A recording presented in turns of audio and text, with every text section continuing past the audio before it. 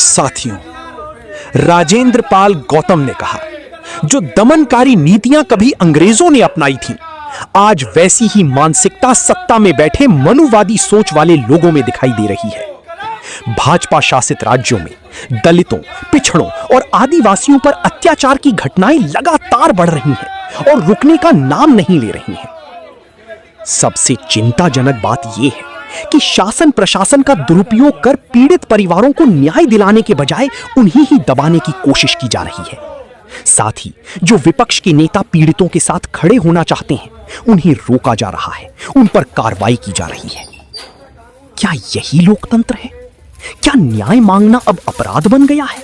जैसा कि आप देख ही रहे हैं कि लगातार बीजेपी शासित राज्यों में दलितों और पिछड़ों के साथ उत्पीड़न की घटनाएं बेहद बढ़ गई हैं। और केवल घटनाएं नहीं बढ़ रही हैं, बल्कि कोई भी पॉलिटिकल पार्टी का नेता अगर पीड़ित परिवार को सांत्वना देने भी जाना चाहता है तो उनको रोका जा रहा है। और जो चले जाते हैं तो वहां दबंग जाति के लोग उनके ऊपर पथराव करते हैं, हमला करते हैं। पुलिस मूक दर्शक बनी रहती है और उल्टे पथराव करने वाले लोगों पे सख्त कार्रवाई करने की बजाय, क्योंकि उनको पूर्व सूचना होती है कि भाई प्रतिनिधि मंडल पीड़ित परिवार से मिलने जा रहा है, तो जो पुलिस को पर्याप्त व्यवस्था, सुरक्षा की व्यवस्था करनी चाहिए, वो करने की बजाय पहले दबंग जाति के लोग प्रतिनिधि मंडल के ऊपर पथराव करते हैं और फिर पुलिस उल्टे जो प्रतिनिधि मंडल में लोग जाते हैं उन पे 50 से ज़्यादा लोगों के खिलाफ मुकदमा दर्ज कर देती है।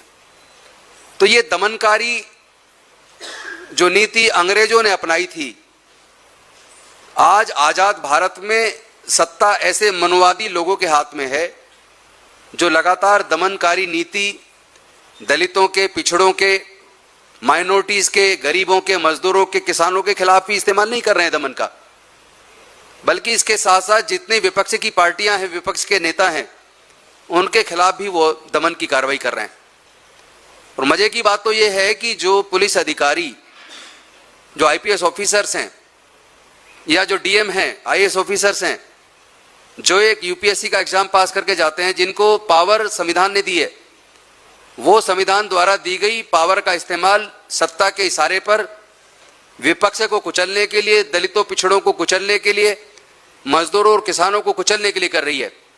और सबसे शर्म की बात तो यह है कि डीएम साहब ने जो ये घटना घटी अभी गाजीपुर में, एक विश्वकर्मा समाज की बेटी की जिस तरीके से हत्या हुई, उस हत्या में चूंकि राजनीतिक पार्टी के प्रतिनिधि मंडल पीड़ित परिवार को सांत्वना देने के लिए जा रहे हैं, उनको रोकने के लिए गाजीपुर के डीएम साहब ने ये धारा 163 भारतीय न्याय सुरक्षा संहिता, यानी जो पहले धारा 144 सीआरपीसी होती थी, अब उसकी जगह धारा 163 इन्होंने कर दिया। धारा 163 लगाई और जहां एक तरफ कानून कहता है कि प्रोसिक्यूट्रिक्स की आइडेंटिटी डिस्क्लोज नहीं होनी चाहिए, इस धारा 163 के इस आदेश में ऊपर के पैराग्राफ के अंदर ही प्रोसिक्यूटर की आइडेंटिटी खुद डीएम साहब डिस्क्लोज कर रहे हैं।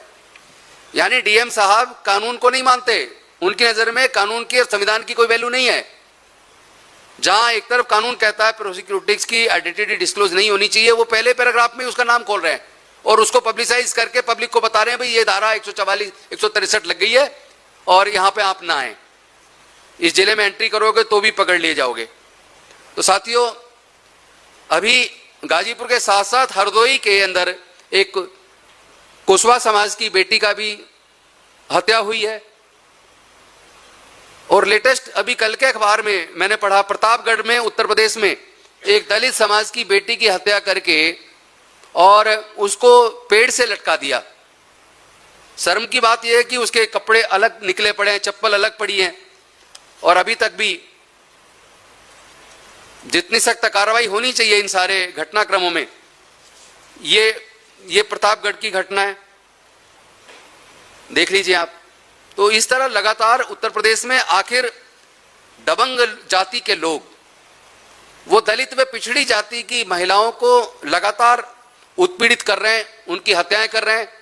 और देखने में तो ये भी आ रहा है कि उनकी पोस्टमार्टम रिपोर्ट में भी दबाव बनाकर उनको भी बदलवाने की कोशिश की जा रही है। तो ये बेहद शर्म की बात है कि जहां एक पार्टी ये कह के आई थी, जो अक्सर 1975 की इमरजेंसी का जिक्र करती थी, उस इमरजेंसी के दौरान इस देश में दलित पिछड़े वर्ग के लोग अपने आप को सुरक्षित महसूस करते थे। आज भारत में केंद्र के इशारे पर, केंद्र के द्वारा अघोषित और बहुत खतरनाक इमरजेंसी लगा दी गई है। कल कांग्रेस का एक प्रतिनिधिमंडल, जिसमें मैं स्वयं था और ओबीसी डिपार्टमेंट के राष्ट्रीय अध्यक्ष भी थे, ओबीसी डिपार्टमेंट से ही सुभाषिनी यादव जी भी थी, नेशनल सेक्रेटरी जितेंद्र बघेल जी भी थे, और हमारे उत्तर प्रदेश के पूर्व अध्यक्ष वे वर्तमान में उड़ीसा के प्रभारी अजय कुमार लल्लू जी भी थे, पूर्व सांसद हमारे रवि वर्मा जी भी थे, अभी प्रेजेंट के राज्यसभा सांसद करमवीर बौद्ध जी भी थे। तो एक प्रतिनिधिमंडल बड़े शांतिपूर्वक तरीके से जैसे ही दिल्ली के एयरपोर्ट पे पहुंचा, दिल्ली के एयरपोर्ट पे कम से कम 8 से 10 पुलिस के अधिकारी लगातार हमारी निगरानी कर रहे थे। जैसे ही हम बनारस पहुंचे तो बनारस एयरपोर्ट पे ही अंदर, जिसमें कई आईपीएस अधिकारी थे और कम से कम 15 पुलिस के अधिकारी अंदर, और गेट पर, एयरपोर्ट के गेट पर बाहर कम से कम 100 से 150 पुलिस के अधिकारी, जिसमें कम से कम 15-20 तो इंस्पेक्टर रैंक के अधिकारी थे। मैं ये पूछना चाहता हूं उत्तर प्रदेश की सरकार से और केंद्र के गृह मंत्री जी से और देश के प्रधानमंत्री जी से, क्या कांग्रेस पार्टी का जो प्रतिनिधिमंडल पीड़ित परिवार से मिलने जा रहा था, क्या हम लोग आतंकवादी हैं? क्या हम लोग दंगाई हैं? जो आपने इतनी बड़ी फोर्स लगा के हमें एयरपोर्ट के अंदर ही डिटेन कर लिया, हमें जाने नहीं दिया। उन्होंने कहा कि भाई वहां पर धारा 163 लगी हुई है, गाजीपुर नहीं जाने देंगे। जब वो अड़े रहे, बिल्कुल नहीं माने, तो हमने कहा भाई ठीक है, हम कानून की इज्जत करते हैं, हम लोग गाजीपुर नहीं जा रहे, तो हमें अब आप बनारस में कांग्रेस कार्यालय में जाने दो।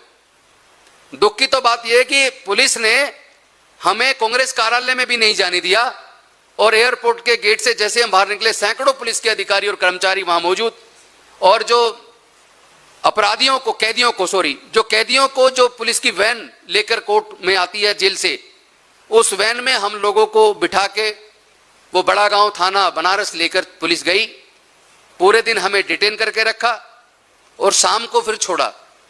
तो सवाल मैं आज देश के प्रधानमंत्री जी नरेंद्र मोदी जी से, देश के गृह मंत्री अमित शाह जी से और उत्तर प्रदेश के मुख्यमंत्री योगी आदित्यनाथ जी से एक सवाल करना चाहता हूं। वो ये बताएं, क्या आपने उत्तर प्रदेश के अंदर इमरजेंसी लागू कर दी है? क्या कांग्रेस के नेता बनारस एयरपोर्ट से कांग्रेस मुख्यालय भी नहीं जा सकते?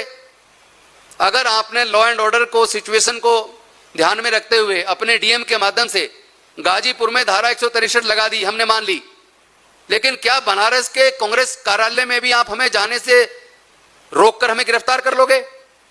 ये कौन सा कानून का शासन है? कौन से संविधान में लिखा है? आपने तो हमारे फंडामेंटल राइट का वायलेशन किया है।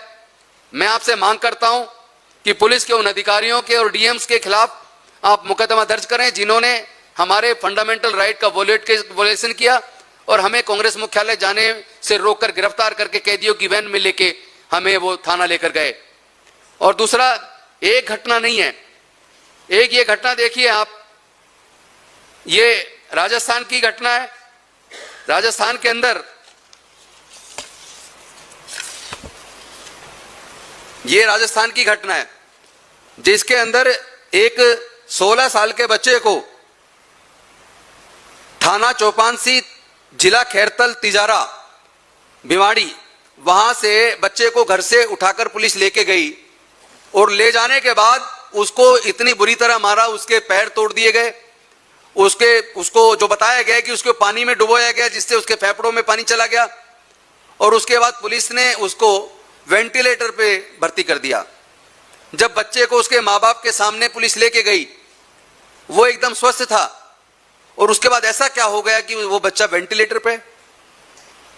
ये मध्य प्रदेश, राजस्थान, उत्तर प्रदेश, महाराष्ट्र, बिहार, ये 5 वो राज्य हैं जहां दलित उत्पीड़न के टोटल जितने जुल्म है उसका 76% केवल इन 5 राज्यों में। और दुख की बात तो यह है कि ये मध्य प्रदेश की घटना, एक दिव्यांग, ये घटना अभी की है, लेटेस्ट घटना 22 अप्रैल की। ये दिव्यांग, इसकी शादी थी और घोड़ी पर ये बारात निकाल रहा था। इसको घोड़ी से खींच के बहुत बुरी तरह मारा गया कि ये दलित होकर घोड़ी पे बारात कैसे निकालेगा। ये भी बीजेपी शासित राज्य मध्य प्रदेश। तो आखिर जुल्म की कोई सीमा है या नहीं है? भारतीय जनता पार्टी क्या इस बात का जवाब देगी? वो स्वीकार करेगी कि वो दलितों से नफरत करती है, वो पिछड़ों से नफरत करती है, वो डॉक्टर बाबा साहेब अंबेडकर जी से नफरत करती है, वो भारत के संविधान से नफरत करती है, क्योंकि मनुस्मृति के अंदर महिला को पुरुष की संपत्ति बताया है और अछूतों और शूद्रों को उन्होंने मानवता के अधिकार से वंचित रखा है, शिक्षा से, संपत्ति से, व्यापार से वंचित रखा है। तो क्या इसी वजह से आप घोड़ी पर बारात निकालने पे भी हमला करोगे? इसी वजह से आप घड़ा छू लेने पे हत्या कर दोगे? इसी वजह से आप मूंछ रखने पर हत्या कर दोगे? इसी वजह से किसी भी दलित पिछड़ी महिला को, क्योंकि इस बात का भी तो डाटा सामने आना चाहिए कि इन बीजेपी शासित राज्यों में क्या दबंग जाति की महिलाओं के साथ भी बलात्कार की, हत्या की घटनाएं कहीं सामने आ रही हैं? हो सकता है मैं गलत हूं, कोई कह सकता है तुम अनुसूचित जाति विभाग के चेयरमैन हो तो केवल अनुसूचित जाति और पिछड़े वर्ग के मुद्दे उठाते हो। तो उत्तर प्रदेश की सरकार, राजस्थान की सरकार, मध्य प्रदेश की सरकार डाटा रिलीज कर दे कि क्या जिस तरीके से दलित पिछड़ी महिलाओं के साथ, उनके साथ बलात्कार और उनकी हत्याओं की घटना लगातार बढ़ी है बीजेपी शासित राज्यों में, क्या उस तरह की घटना उन दबंग जातियों के साथ होती है? नहीं होती। नहीं होती तो क्यों नहीं होती? आप क्या देश में मनुस्मृति का शासन लाना चाहते हैं? दोबारा से वही राजतंत्र लाना चाहते हैं जहां सामंतवादी लोग कभी भी दलित पिछड़े की महिलाओं को उठा के ले जाते थे, उनके साथ बलात्कार करते थे, विरोध करने पे उनकी बस्तियां जला देते थे? तो ये जवाब योगी जी को भी देना पड़ेगा, ये भजनलाल जी को भी देना पड़ेगा, ये देश के गृह मंत्री जी को भी देना पड़ेगा, देश के प्रधानमंत्री को भी देना पड़ेगा। मुझे पता है, लेकिन वो जवाब नहीं देंगे, क्योंकि 24 घंटे सातों दिन सालों साल 2014 से जब से उनकी सरकार आई है वो केवल चुनाव में व्यस्त हैं। मीडिया को मैनेज करना, जुडिशरी को मैनेज करना, अधिकारियों को मैनेज करना, जांच एजेंसी को मैनेज करना, विपक्ष को कुचलना और फिर चुनाव में 24 घंटे लगे रहना, यही केवल चुनाव तक भारतीय जनता पार्टी का काम केवल और केवल चुनाव लड़ना है। इस देश के दलितों को, इस देश के पिछड़ों को, इस देश की महिलाओं को, इस देश की बेटियों को, इस देश के किसानों को, इस देश के मजदूरों को, उनको बिल्कुल भी न्याय की उम्मीद मुझे उनसे नहीं है। एक के बाद एक लगातार घटनाएं बढ़ रही हैं और कई घटनाएं मेरे सामने आई हैं जिसके ऊपर मैं मध्य प्रदेश की, जिसके ऊपर अलग से मैं जल्दी पीसी करूंगा। वहां एक बेटी के साथ बलात्कार किया और बलात्कार करके उसकी हत्या कर दी और जब उसके घर वालों ने मुकदमा दर्ज कराया, वो गवाही देने कोर्ट गए तो गवाहों की हत्या कर दी। 3-3 हत्या एक ही परिवार की कर दी। मतलब मुकदमा बनाओगे अगर दबंगों के खिलाफ तो दबंग लोग गवाहों की हत्या कर देंगे। जैसा मैंने अभी पिछले दिनों बताया, राजस्थान की अजमेर की घटना, उस बेटी का बलात्कार कई लोगों ने किया और जब उसने मुकदमा दर्ज कराया, कोर्ट में उसका बयान दर्ज हुआ, बयान दर्ज होने के बाद भी एक को गिरफ्तार किया। बाकी लोगों ने उस लड़की को, जिस दिन उसका बयान होना था, कोर्ट में दर्ज होना था, उससे एक दिन पहले दबाव बनाया कि भाई तुम अपना बयान बदल दो। उसने मना किया तो उसके ऊपर हमला कर दिया। उसके चाचा को, उसके पिताजी को, उसकी चाची को कुल्हाड़ियों से हाथ पैर काट दिए गए पिछले दिन। और जिस दिन मैंने पीसी की उस पर अगले दिन फिर 2 मुलजिमों को गिरफ्तार किया, अपराधियों को।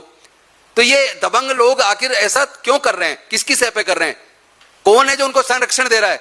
क्यों उनके इतने हौसले बुलंद हो गए? उनकी हिम्मत इतनी क्यों बुलंद हो गई है कि पहले वो बलात्कार करेंगे, परिवार के लोग मुकदमा दर्ज कराएंगे तो फिर उन पर दबाव डालोगे समझौते के लिए, नहीं मानेंगे तो फिर आप गवाहों को मार दोगे।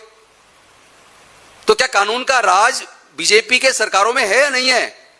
बीजेपी की सरकारें और बीजेपी के नेता देश के संविधान को और कानून को मानते हैं या नहीं मानते? या इनके मुख्यमंत्री, इनकी सरकारें अपने आप को कानून से भी ऊपर मानती है?